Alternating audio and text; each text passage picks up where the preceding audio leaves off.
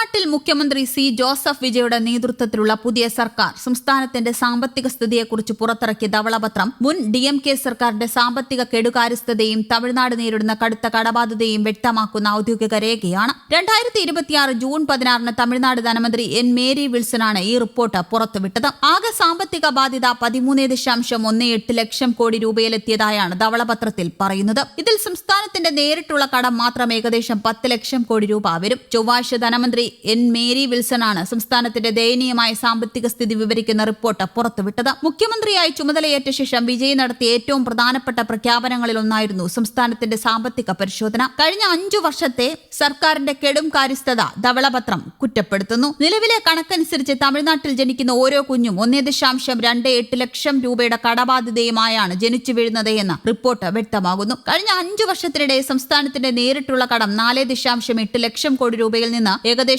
10 lakh crore രൂപയായാണ് കുതിച്ചുയർന്നത്. Of budget വായ്പകളും ഗ്യാരണ്ടികളും മറ്റു ബാധ്യതകളും കൂടി ചേർത്താലാണ് സംസ്ഥാനത്തിന്റെ ആകെ സാമ്പത്തിക ഭാരം 13.18 ലക്ഷം കോടി രൂപയാകുന്നത്. കഴിഞ്ഞ 6 പതിറ്റാണ്ടിനിടെ തമിഴ്നാട്ടിലുണ്ടായ ആകെ കടത്തേക്കാൾ കൂടുതലാണ് കഴിഞ്ഞ 5 വർഷത്തെ DMK ഭരണത്തിൽ മാത്രം വരുത്തിവെച്ചത് എന്ന് ധനമന്ത്രി ചൂണ്ടിക്കാട്ടി. കടമെടുത്ത തുകയുടെ വലിയൊരു ഭാഗം പാലങ്ങൾക്കോ റോഡുകൾക്കോ പോലുള്ള ദീർഘകാല അടിസ്ഥാന സൗകര്യ വികസനത്തിന് ഉപയോഗിക്കുന്നതിന് പകരം മുൻ സർക്കാർ ദൈനംദിന ചെലവുകൾക്കായാണ് വിനിയോഗിച്ചത് എന്ന് ധനമന്ത്രി മേരി വിൽസൺ ആരോപിച്ചു. ഇത് സംസ്ഥാനത്തിന്റെ ദീർഘകാല സാമ്പത്തിക അടിത്തറയെ പൂർണ്ണമായും തകർക്കുന്ന രീതിയാണെന്നും റിപ്പോർട്ടിൽ പറയുന്നു. തമിഴ്നാടിന്റെ കടം GSDP അനുപാതം ഇതോടെ 28.2% ഉയർന്നു. സർക്കാർ സമ്പാദിക്കുന്ന ഓരോ രൂപയിലും 22.8 പൈസയും മുൻകാല കടങ്ങളുടെ പലിശ അടയ്ക്കാനാണ് നിലവിൽ ഉപയോഗിക്കുന്നത്. സംസ്ഥാനത്തിന്റെ GST വരുമാനത്തിലെ വളർച്ചാ നിരക്ക് 5.45% മാത്രമാണ്. വർദ്ധിച്ചുവരുന്ന പലിശ തിരിച്ചടവിനും ദൈനംദിന ചെലവുകൾക്കും ഇത് ഒട്ടും പര്യാപ്തമല്ലെന്നും റിപ്പോർട്ട് വ്യക്തമാക്കുന്നു. അതേസമയം വിജയ് സർക്കാരിന്റെ ആരോപണങ്ങൾ മുൻ മുഖ്യമന്ത്രി MK സ്റ്റാലിൻ പൂർണ്ണമായി തള്ളി. സംസ്ഥാനത്തിന്റെ കടം അനുവദനീയമായ പരിധിക്കുള്ളിലാണെന്നും ഗവൺമെന്റിന് മതിയായ സാമ്പത്തിക സ്രോതസ്സുകൾ ഉണ്ടെന്നുമാണ് സ്റ്റാലിന്റെ പ്രതികരണം. കാര്യക്ഷമമായി ഭരിക്കാനുള്ള ഇച്ഛാശക്തിയാണ് പുതിയ സർക്കാരിന് വേണ്ടത് എന്നും അദ്ദേഹം മറുപടിയായി പറഞ്ഞു. കടമെടുത്ത തുക ദീർഘകാല അടിസ്ഥാന സൗകര്യ വികസനങ്ങൾക്കോ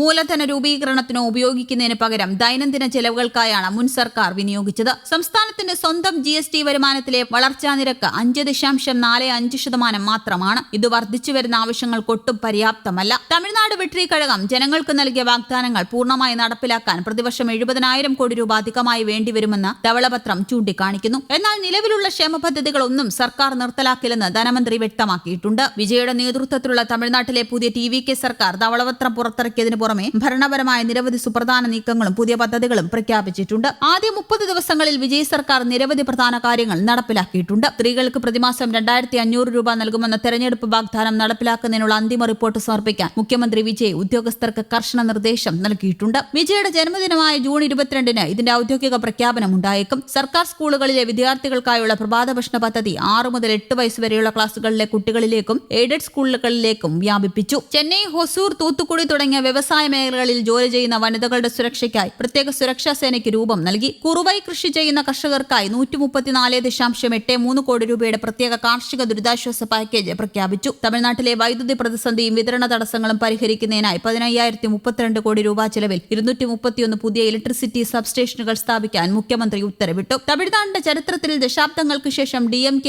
AIDMK കക്ഷികളെ മാറ്റി നിർത്തി CPI, CPIM, VCK, IUML എന്നീ കക്ഷികളുടെ പിന്തുണയോടെയുള്ള സഖ്യ സർക്കാരിനാണ് വിജയ് നേതൃത്വം നൽകുന്നത്. വയലുകളിൽ 24 മണിക്കൂറിനകം തീരുമാനമെടുക്കണമെന്ന കർശന നിർദ്ദേശത്തോടെയുള്ള പുതിയ ഭരണശൈലിയാണ് വിജയ് സെക്രട്ടേറിയറ്റിൽ നടപ്പിലാക്കുന്നത്. സിനിമയിൽ നിന്ന് പൂർണ്ണമായി മാറി രാഷ്ട്രീയത്തിൽ ശ്രദ്ധ കേന്ദ്രീകരിക്കുന്ന വിജയ് അഴിമതിരഹിതവും സുതാര്യവുമായ ഭരണമാണ് തമിഴ്നാട്ടിൽ ലക്ഷ്യമിടുന്നത്.